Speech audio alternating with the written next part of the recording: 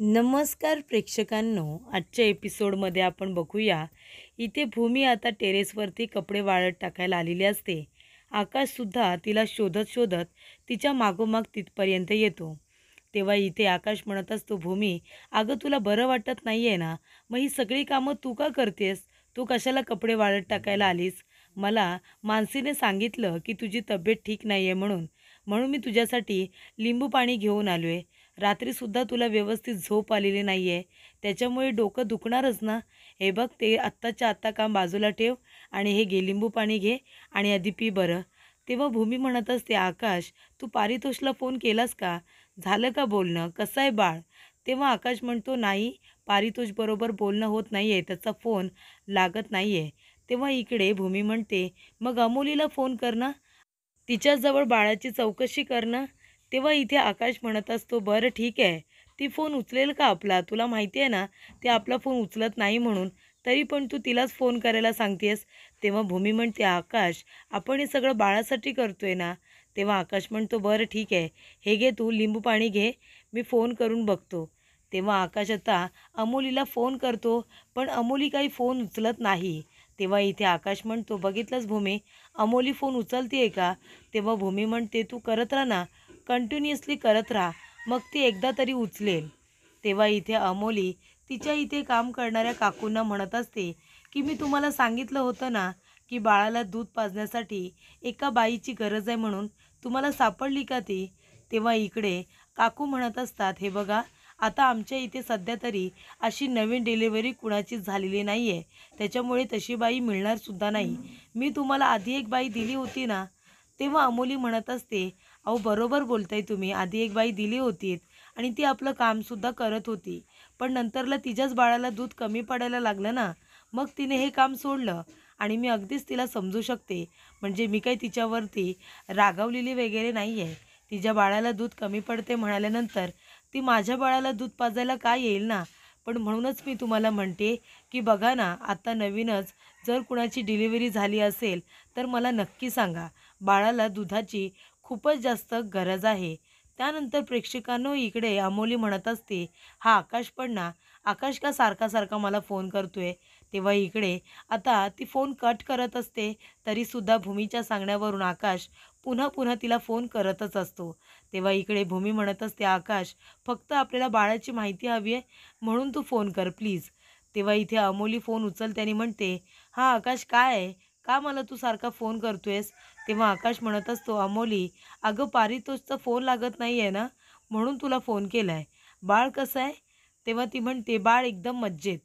तेव्हा इकडे आता भूमीला ऐकू यावं म्हणून तिने फोन स्पीकरवरती सुद्धा आकाशने आता टाकलेला असतो, कारण भूमीनेच त्याला तसं सांगितलेलं असतं. तेव्हा आकाश म्हणतो, अमोली, अगं क्षितिजाला विचारायलाच फोन केला आहे, ठीक आहे ना ती? म्हणजे ती खेळत वगैरे असेल ना व्यवस्थित? तेव्हा अमोली म्हणत असते, अरे ते तान्हं बाळ आहे, ते कसं काय खेळणार? तेव्हा आकाश म्हणतो, नाही तसं नाही, मला पण माहिती आहे की ते तान्हं बाळ आहे, पण त्यांचं पोट जर भरलेलं असेल ना, तर ते छान पद्धतीने खेळतात ना, म्हणून मी तुला विचार, बाकी काही नाही. तेव्हा अमोली म्हणते, हो हो, अगदी व्यवस्थित छान खेळतंय, मज्जेत आहे, ते पोट वगैरे भरलेलं असतं ना. कालच मला विचारत होतं की आकाश काका अजून कसा आलेला नाही आहे, खूप दिवस झाले, आकाश काका मला बघायला का आला नाही? तेव्हा आकाश म्हणतो, अमोली, अगं मी तुला सहजच विचारतोय, तू असं का बोलतेस वाकड्यात? तेव्हा अमोली म्हणते, अरे आकाश, आता वाकड्यात काय बोलते? अरे लहान बाळं कशी खेळतात? तेव्हा आकाश म्हणतो, अमोली, अगं जेव्हा त्यांचं पोट भरलेलं असतं ना, जेव्हा ते व्यवस्थित दूध प्यायलेले असतात, तेव्हा ते व्यवस्थित खेळतात. मला तर एवढं माहितीच आहे ना, म्हणून मी फक्त बाळाची चौकशी करतोय, बाकी काही नाही. तेव्हा इथे मग त्यांना चिडचिड करता येत नाही, मग ते व्यवस्थित खेळत असतात, रडत नाही. त्यांचं पोट भरलं असेल ना, तर ते व्यवस्थित खेळत असतात.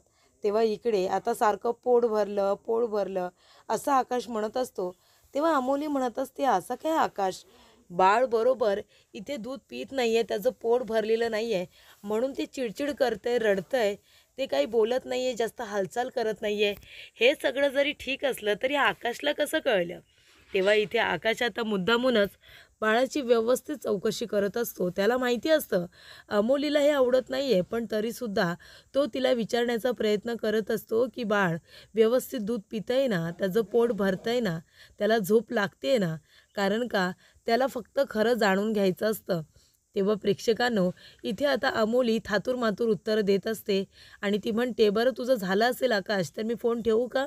आणि नाही, मी ठेवतेच, असं म्हणून ती फोन कट करते आणि मग ती विचारात पडते. ती म्हणत असते की काल रात्री बाळाची तब्येत बिघडली होती आणि आज सकाळी बरोबर आकाशचा फोन कसा काय येतो आणि तो सारखं का विचारतोय की बाळाचं पोट भरतंय ना, बाळाचं पोट भरलं की ते कसं व्यवस्थित खेळतं, मग ते चिडचिड करत नाही, त्याला शांतपणे झोप लागते. हे सगळं बाळाच्या बाबतीत घडतंय की त्याचं पोट भरलेलं नाही आहे, त्याला झोप लागत नाही आहे, ते खेळत नाही आहे. हे आकाशला कसं काय कळलं असेल? हे थोडं सगळं विचित्र नाही आहे का? असं आता अमोलीला वाटत असतं. त्यानंतर प्रेक्षकांनो, इथे आता भूमी खूपच जास्त टेन्शनमध्ये आलेली असते. आकाश म्हणतो, भूमी तू ऐकलंस ना, अमोली म्हणते की बाळ एकदम ठीक आहे, तू कशाला काळजी करतेस? तेव्हा भूमी म्हणते, नाही आकाश, अमोली खोटं बोलत होती. तुला कळलं नाही का तिच्या बोलण्यावरून? ती कशी टाळाटाळ करत होती. तुझ्या प्रश्नाचं उत्तर तिने एकासुद्धा सरळ दिलेलं नाही आहे. नक्कीच ती आपल्यापासून काहीतरी लपवण्याचा प्रयत्न करते. कदाचित बाळाची तब्येत ठीक नसेल, कदाचित बाळाचं पोट व्यवस्थित भरत नसेल, बरोबर की नाही? तेव्हा आकाश म्हणतो, बरोबर बोलतेस तू.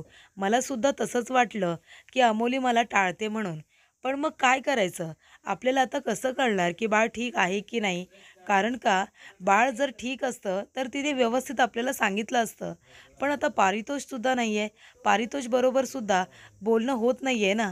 तेव्हा भूमी म्हणते, आकाश तू पारितोषला आहे ना सातत्याने फोन करत राहा. तो फोन उचलेल तेव्हा बाळाची चौकशी ना तू पारितोषकडे कर, ठीक आहे ना? तेव्हा आकाश म्हणतो, बरं ते सगळं जाऊ दे, आधी तू लिंबू पाणी घे बरं, लिंबू पाणी पी, तुला बरं वाटेल. तेव्हा भूमी म्हणते, आकाश तू एक काम कर, हे ग्लास घेऊन ना तू खाली जा, मी निवांत सगळे कपडे वाळत टाकते आणि निवांत येऊन मग पिते. तुला ऑफिसला जायचं आहे ना, ऑफिसला जायलासुद्धा तुला उशीर होतो आहे, तू जा बरं तयार हो. मला ते सुके कपडे काढायचे आहेत आणि ओले कपडे मला वाळत टाकायचे आहेत. तेव्हा मला थोडा वेळ लागेल, मी माझं काम झालं की खालीच येते. तेव्हा प्रेक्षकांनो, भूमी आता सुके कपडे काढायला जाते. तेव्हा ती म्हणते, इथे मी एक शर्ट टाकलं होतं ना, शर्ट कुठे गेलं? वाऱ्याने उडून खाली गेलं की काय? तेव्हा इकडे भूमी आता टेरेसवरती एका मागच्या बाजूला येऊन ती चौकशी करत असते की शर्ट कुठे उडालं तर नाही ना, म्हणून ती आता खाली ते बघायला आलेली असते. तेव्हा इकडे टेरेसवरून बघत असताना तिला आता खाली व्यवस्थित काही ते दिसत नाही आणि खालूनच इथून आता यशपालसुद्धा इकडे बंगल्याच्या मागच्या बाजूला जे आउट हाऊस आहे त्याच्यामध्ये तो आता बघायला जाणार असतो की एका ट्रंकमध्ये पुरावे कुठे ठेवलेत. कारण रागीने खोटं बोललेली असते ना की आउट हाऊसमध्ये एका ट्रंकमध्ये यशपालच्या विरोधातले सगळे पुरावे मी जपून ठेवलेत. तेव्हा यशपाल काकांना आता ते सगळे पुरावे हे आता डिस्ट्रॉय करायचे असतात आणि त्यांना ते तिथून गायब करायचे असतात. म्हणून ते बरोबर आउट हाऊसमध्ये जातात, कारण त्यांना तिथे शोधाशोध करायची असते. भूमी आता इथे आकाशचं शर्ट कुठे उडाले म्हणून बघायला आलेली असते. भूमीला माहिती नसतं की यशपालसुद्धा इथे आता आलेला आहे. त्या ट्रंक वगैरे इथे काही त्याचं काम आहे, तिला काहीच माहिती नसतं. ती आपली तिचे कपडे शोधायला आलेली असते. वाळलेले कपडे कुठे उडालेत ते ती बघायला आलेली असते. पण इथे यशपाल आता खूप मोठ्या संकटात सापडलेला असतो, कारण रागिणीने त्याला आता वरती पाठवण्याचा पूर्ण बंदोबस्त केलेला असतो. रागिणी इथे पूर्णपणे तयारीत असते. तेव्हा यशपाल स्वतःशीच म्हणत असतो की आता या आउट हाऊसमध्ये तर मी आलोय, पण ती ट्रंक कुठे असेल, ती पेटी कुठे असेल ज्याच्यामध्ये माझ्या विरोधातले सगळे पुरावे त्या रागिणीने ठेवलेले आहेत. आता बघ रागिणी, ते सगळे पुरावे कसे इथून गायब करतो ना ते बघच तू. मला ब्लॅकमेल करतेस काय? माझ्या विरोधात पुरावे गोळा करतेस काय? तेव्हा रागिणी म्हणत असते, यशपाल फसलास रे फसलास, माझ्या इथे जाळ्यामध्ये तू आता अडकलास. आता त्या ट्रंकमध्ये जेव्हा तू पुरावे गोळा करायला हात घालशील ना, तेव्हा बघ तुझ्याबरोबर काय घडतं ते. यशपाल म्हणत असतो, कुठे गेली ती पेटी, गेली कुठे? तेव्हा आजूबाजूला बघत असताना खाली त्याला एक इथे आता जुनी आणि लोखंडी पेटी सापडते. त्याच्यामध्ये तिने वरचेवर काही फाईल्स वगैरे ठेवलेल्या असतात. तेव्हा यशपाल त्या सगळ्या फाईल्स चेक करत असतो. त्याला काही मिळतंय का ते बघत असतो. आणि तेवढ्यातच इथे रागिणीने त्याच्यामध्ये आता सगळं इथे करंटचं कनेक्शन टाकून ठेवलेले असतात. तेव्हा इथे यशपाल आता खालची फाईल उचलणार, तेवढ्यातच त्याला करंट लागतो. कारण रागिणीने तिथे एक बोर्ड आणलेलं असतं. त्या बोर्डला ती आता बटन चालू करते आणि ते कनेक्शन ती चालू केल्यानंतर इथे यशपालला खूपच जास्त मोठा करंट लागतो, शॉक लागतो आणि तो तिथेच आता जोरात ओरडायला लागतो. तेव्हा भूमी आता बाजूने जात असताना भूमीला आवाज येतो की यशपाल कुणीतरी आतमध्ये आहे. ती बघायला येते तर काय, यशपालला इथे करंट लागलेला असतो. तेव्हा ती म्हणते, यशपाल काका काय होत आहे तुम्हाला? ती तिथून बाजूला आता काठी असते ती घेते आणि यशपालचा हात बाजूला करते. आता इथे लाकडी काठी असल्यामुळे यशपालला जो शॉक लागलेला असतो तो लगेचच बाजूला होतो आणि भूमीने इथे यशपालचा जीवच वाचवलेला असतो. तेव्हा यशपाल आता त्याला त्याच्या रूममध्ये आणतात. तेव्हा अथर्व त्याचबरोबर आकाश दोघेजण त्याचे हात चोळून काढत असतात, त्याला शुद्धीवरती आणण्याचा प्रयत्न करत असतात. तेव्हा आजी विचारत असते, काय रे आला का शुद्धीवरती? तेव्हा आकाश म्हणत असतो, येतोय येतोय, हळूहळू शुद्धीवरती येतोय. तेव्हा अथर्व म्हणतो की आकाश, अरे जब्बर करंट लागला होता यशपाल काकाला खरंच, पण बरं झालं भूमिताई योग्य वेळेवरती तिथे गेली आणि यशपालचा जीव वाचवला. त्यानंतर इथे आता यशपालचा जीव वाचवल्यामुळे इथे यशपालला खूप आनंद झालेला असतो. कारण का भूमी त्याला असं वाटत असतं की भूमी त्याच्यावरती नजर ठेवू नये, ती वाईट आहे असं रागिनी म्हणत असते. पण आज भूमीमुळेच यशपाल जिवंत असतो. तेव्हा भूमी म्हणते, येत आहेत का यशपाल काका शुद्धीवरती? तेव्हा इथे आता आकाश म्हणतो, हो येत आहेत येत आहेत. आणि यशपाल डोळे उघडतो आणि भूमीकडे बघायला लागतो. तेव्हा इथे यशपाल भूमीला म्हणत असतो की भूमी, अगं तुझे खूप खूप आभार. आज तू माझा आहे ना जीव वाचवलायस, तू माझा जीव वाचवलायस ना भूमी, त्याच्यामुळे आता माझा हा जीव, माझं आयुष्य तुझ्यासाठी आहे ना उधार राहिलं गं. तू जे काही बोलशील ना ते आता मला ऐकावं लागणार आहे, तू जे म्हणशील ते काम करावं लागणार आहे. कारण तू माझा जीव वाचवलायस, हे आयुष्य आता सगळं तुझं खरंच. तेव्हा भूमी म्हणते, काका तुम्ही काळजी करू नका, तुम्ही आता शांतपणे आराम करा बरं. तेव्हा इथे यशपाल म्हणत असतो, नाही भूमी, मला तुझ्याशी बोलायचं आहे, तुला काहीतरी महत्त्वाचं सांगायचं आहे. तेव्हा भूमी म्हणते, माझ्याशी बोला ना यशपाल काका, काय बोलायचं आहे तुम्हाला माझ्याबरोबर? तेव्हा तिथे रागिणीसुद्धा आलेली असते आणि रागिणी आता यशपालकडे बघत असते. यशपाल रागिणीकडे बघत असतो. यशपालला रागिणीचा खूपच जास्त राग आलेला असतो. तेव्हा इथे आता यशपालला वाटत असतं की तिचं कारस्थान लवकरात लवकर सगळ्यांना सांगून टाकावं. पण इथे आता रागिणी तिथे येते, यशपालकडे रागाने बघत असते.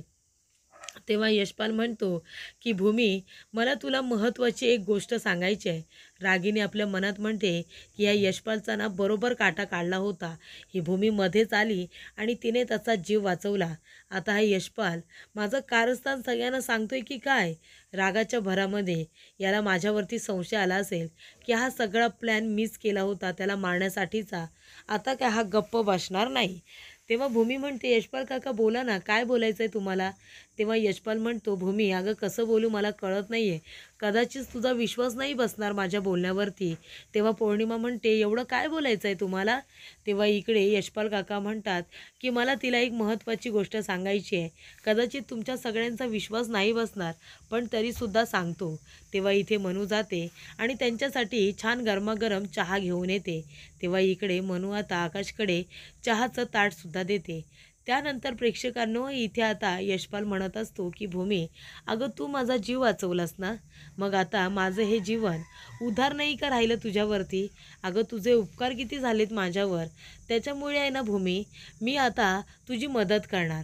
तुला जेव्हा गरज लागेल ना, हा यशपाल काका आहे, तुला जेव्हा कधी माझी मदत लागेल तेव्हा मी तुझ्या मदतीला धावून येणार आणि मी हे खरंच अगदी मनापासून बोलतोय.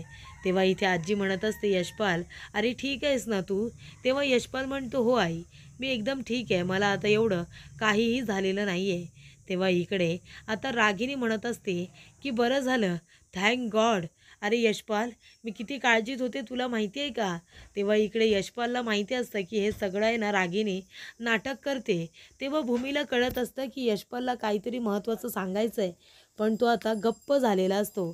त्यानंतर इथे आता रागिणी म्हणत असते, यशपाल बरं झालं तू शुद्धीवरती आलास. तुला जर काही झालं असतं ना तर मी स्वतःला कधीच माफ केलं नसतं. अरे यशपाल, तू माझ्या गावचा आहेस. तू इथे माझ्या बळावरती आलायस की नाही, माझ्या मागे मागे तू इथपर्यंत आलायस. जर तुला काही झालं असतं तर मी काय केलं असतं, तुझ्या घरच्या लोकांना काय उत्तर दिलं असतं. तेव्हा रागिनी म्हणते, यशपाल अरे माझा जीव भांड्यात पडला. जेव्हा तुला बघितलं ना सुखरूपरित्या, तेव्हा माझा जीव भांड्यात पडला. नाही तर माझ्या मनाची काय घालमेल झाली होती हे काय सांगू तिला. तेव्हा इकडे रागिनी म्हणते की बरं झालं यशपाल, तू एकदम ठीक झालास. अरे मला असं वाटते तू जसा 2 पायांवरती माझ्यापर्यंत पोचलायस ना इथे, तसंच मला वाटतंय की तू सुखरूपरित्या तुझ्या घरी पोचावं रे. तुला काही होता कामा नये.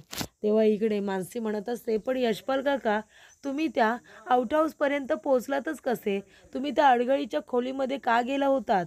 तेव्हा रागिनी आता तिच्याकडे बघताना म्हणते, बोलली बोलली ताईची चमची बोलली. काय गरज होती का आता हे सगळं खोदून काढायची?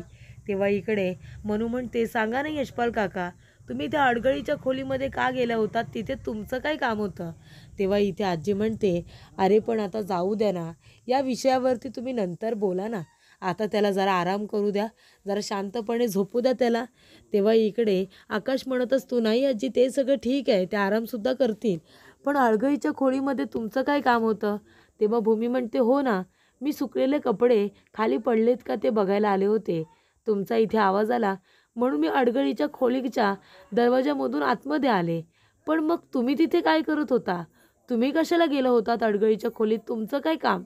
तेव्हा इकडे आता यशपाल म्हणत असतो, ते काय झालं, मी माझ्या मित्राजवळ फोनवरती बोलत बोलत तुमचा बंगला बघत बंगल्याच्या मागच्या बाजूला गेलो.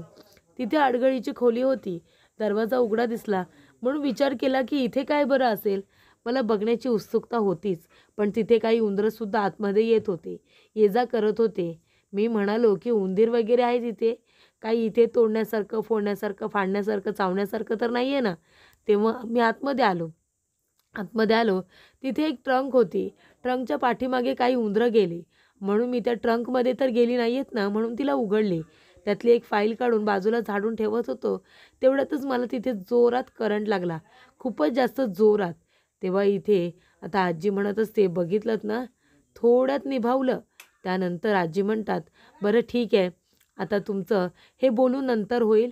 आता एक काम करा, यशपालला आराम करू द्या आणि तुम्ही सगळेजणसुद्धा आपापल्या कामाला जा. आपापली कामं करा बरं, यशपालला आराम करू दे चला. तेव्हा इकडे आता भूमी म्हणत असते की नाही ते सगळं बरोबर आहे, मला मान्य आहे की त्यांना आराम करू दे, पण मग त्या ट्रंकमध्ये कसा काय इथे शॉक आला ना, तिथे कसा काय करंट लागला आणि तिथे व्यवस्थित अगदी वायरी वगैरे होत्या आणि त्या ट्रंकला कुणीतरी मुद्दामून असा शॉक लावून ठेवला असेल का? तेव्हा इकडे अथर्व आता सगळ्या वायरी वगैरे काढून आलेला असतो. आकाश म्हणतो, अथर्व सगळ्या वायरी वगैरे काढून ठेवल्यास का रे तू? तेव्हा इथे अथर्व म्हणतो, अरे आकाश, मी सगळ्या वायर्स वगैरे काढल्या. अरे पण एक गोष्टच मला कळली नाही की त्यांना तिथे करंट कसा काय लागला आणि त्या ट्रंकला कुणी बरं वायर जॉईंट करून ठेवल्या असतील आणि कसा काय बरं त्यांना शॉक लागला असेल. कारण का शॉक कधी लागतो, जेव्हा इथे मेन स्विच असतो आणि त्याच्यामध्ये कनेक्शन असतात, ते कनेक्शन बरोबर नसतील ना तर वायरला शॉक लागतो. पण इथे तर तिथे मेन कनेक्शनच नाही आहेत, मग त्या वायर कुठे जॉईंट असतील आणि मग इथे आता काकांना कशा पद्धतीने शॉक लागला असेल. मला खरंच आश्चर्य वाटते या सगळ्याचं. तेव्हा भूमी म्हणत असते, नाही पण ते खरोखर त्या वायरींना बिडगले होते रे पूर्णपणे, त्यांना जोरात शॉक लागला होता. तेव्हा इथे यशपाल आता रागिणीचा गळा दाबत असतो. तो म्हणत असतो की इथे मी एवढी तुमची मदत करतोय आणि तुम्ही काय करताय, तुम्ही मला डबल क्रॉस करताय, मलाच तुम्ही मारण्याचा प्रयत्न करताय. का म्हणून का म्हणून तुम्ही हे सगळं करताय, कशाच्या जोरावरती हे सगळं करताय? तेव्हा इकडे रागिनी म्हणत असते की याच्या जोरावरती आणि ती आपल्या मेंदूला हात लावत असते. तेव्हा तो म्हणतो, एवढी हुजुरी का? तेव्हा रागिनी म्हणते, एवढी हुजुरी म्हणजे आत्तापर्यंत तू मला ओळखलं नाहीस का? अरे जिथे मी माझ्या स्वतःच्या मुलाला, पोटच्या मुलाला सोडलेलं नाही आहे या सगळ्या प्रॉपर्टीसाठी, तर तू कोण आहेस रे? तुला मी कधी ना कधीतरी डेमो देणारच होते, तो मी तुला आत्ता दिला. तू जर माझ्या वाकड्यात जाण्याचा प्रयत्न केलास किंवा मला त्रास देण्याचा प्रयत्न केलास तर मी कुठल्या आणि किती लेवलपर्यंत जाऊन तुला ठार मारू शकते ना, तुला माहितीसुद्धा नाही आहे. तेव्हा मला डोईजड होऊ नकोस, नाहीतर तुझा काटा काढायला मला अजिबात वेळ लागणार नाही, कळलं का? असं सुद्धा आता रागीने त्याला म्हणत असते. त्या भूमीला माझ्यावरती संशय आलाय, पण ह्या संपूर्ण महाजनांना कसं मूर्खात काढायचं ना मला बरोबर माहिती आहे. तर पुढील भागामध्ये आपण बघूया.